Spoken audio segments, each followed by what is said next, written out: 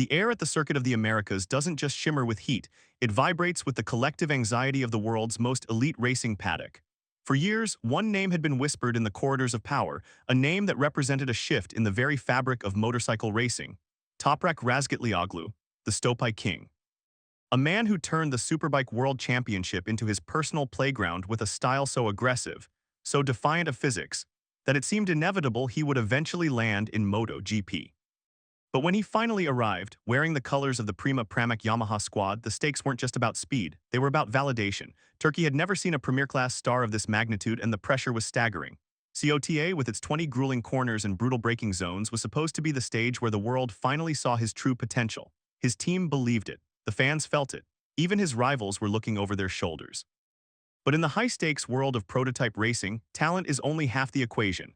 The other half is a complex, invisible web of sensors, maps, and code. And as the sun beat down on the Texas asphalt, no one could have predicted that the greatest threat to Toprak's debut wouldn't be the riders around him, but a silent, digital ghost lurking deep within his own machine. The lead-up to the sprint race felt like a dream. In the garage, the atmosphere was electric but focused. Throughout the free practice sessions and the intensity of qualifying, the synergy between Toprak and his Yamaha M1 looked like a masterpiece in progress. The data showed a rider who was finding the limits of the front tire with surgical precision. The bike felt stable. It felt fast. Every time Toprak returned to the pits, the feedback was the same: we are ready. Inside the Prima Pramac garage, the technicians exchanged quiet nods of approval. They had spent 48 hours chasing the perfect setup, tailoring the engine braking and traction control to match Toprak's unique late braking signature. By Saturday morning, the optimism was almost palpable. The Turkish star looked comfortable, his body language suggesting a man who had finally tamed the prototype beast. But in MotoGP, confidence is often a mirage. Behind the smiles and the competitive lap times, a catastrophic failure was already beginning to gestate, hidden beneath layers of carbon fiber and titanium. The team thought they had conquered the mountain, but the real struggle hadn't even begun. When the red lights extinguished, the roar of 22 MotoGP engines shattered the Texas silence. It was a symphony of chaos. Toprak launched his Yamaha into the fray with the predatory instinct that had made him a legend. The sprint race is a different animal, a short, breathless sprint where there is no room for tire management or tactical patience. It is pure, unadulterated aggression. Through the steep climb into Turn 1, Toprak held his ground. He was a silhouette of focus, diving into the apex and emerging amidst the heavy hitters of the championship. For the first few laps, the narrative was playing out exactly as the paddock had expected.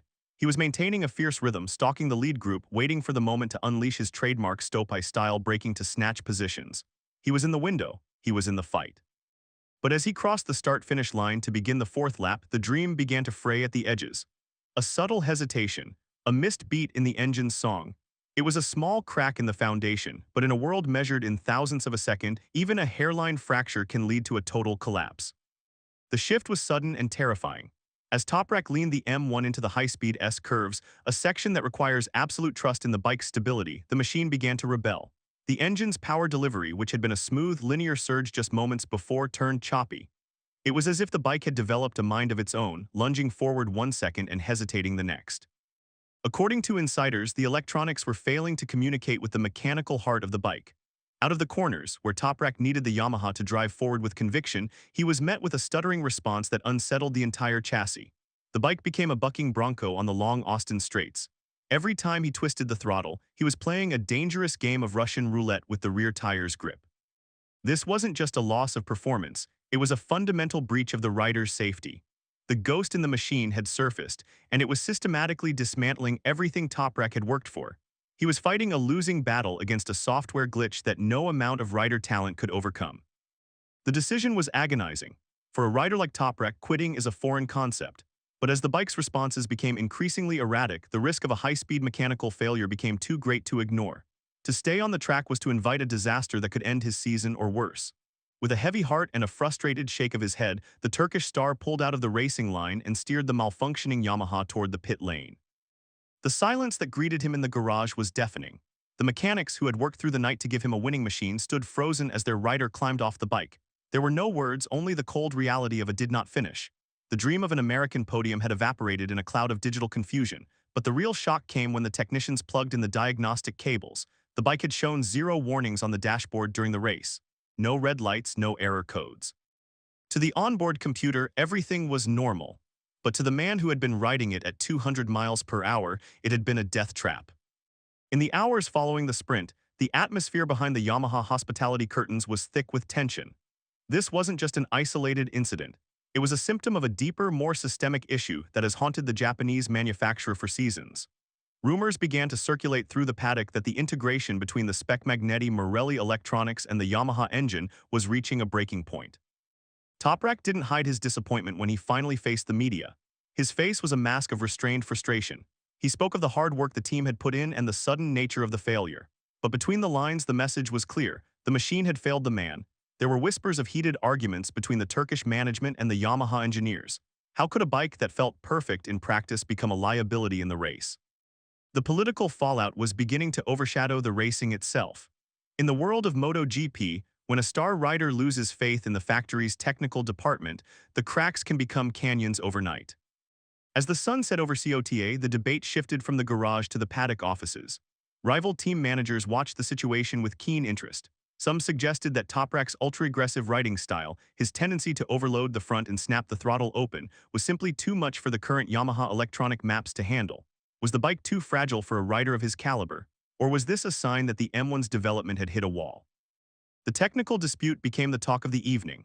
Yamaha technicians were seen working frantically under the glow of LED shop lights, stripping the bike down to its bare frame in a desperate search for a hardware fault that might explain the software's behavior. They were racing against a ticking clock. The main Grand Prix was less than 24 hours away, and Toprak was currently sitting on a pile of data that told him nothing he wanted to hear. The pressure wasn't just on the rider anymore. It was on the engineers to prove that they hadn't brought a knife to a gunfight. Despite the turmoil, Toprak remained a pillar of professional resolve. He realized that the season was a marathon, not a sprint, literally and figuratively. But the psychological weight of a technical DNF is not easily shed. Heading into Sunday, he knew he would have to tip the bike into turn 1 at full speed, trusting that the ghost had been exorcised. The Yamaha team's focus shifted entirely to the main race, with the mechanics pulling an all-nighter to replace every sensor, every wire, and every electronic module on the bike. It was a scorched earth approach to maintenance. They had to ensure that when Toprak twisted the throttle again, he felt the soul of the machine, not the glitch in the code. But as the paddock prepared for the main event, one question hung in the humid Texas air, unanswered and ominous. Can you ever truly fix a problem you can't see? Toprak was ready to fight, but the twist that followed would change the championship narrative entirely, leaving even his closest team members stunned by what happened next.